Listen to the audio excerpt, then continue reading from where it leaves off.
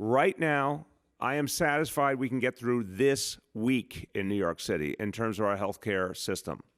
And even with that, I think some of our hospitals are going to be very stressed. The White House Coronavirus Task Force's coordinator asking anyone who's visited New York State recently to take action now. Everybody who was in New York should be self-quarantining for the next 14 days to ensure that the virus doesn't spread to others, no matter where they have gone. Governor Andrew Cuomo blasting the federal government, saying it needs to provide more medical equipment like ventilators. How can we be in a situation where you can have New Yorkers possibly dying because they can't get a ventilator, but a federal agency saying, I'm going to leave the ventilators in the stockpile? The president firing back, saying it's Cuomo's problem, not his. He's supposed to be buying his own ventilators. We're going to help. About half the United States has been ordered to stay at home, with more coming by week's end.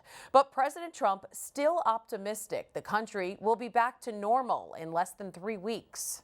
I would love to aim it right at Easter Sunday, so we're open for church service and services generally on Easter Sunday. That would be a beautiful thing. We can socially distance ourselves and go to work. Meanwhile, the nation's top infectious disease doctor says it's impossible to set a deadline.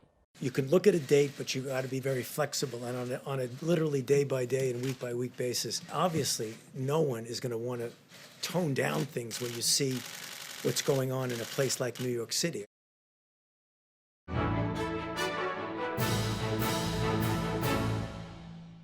If you're watching Currents News on YouTube, be sure to hit the subscribe button and then click on the bell to get instant updates about all of our newest content, because we are putting your faith in the news.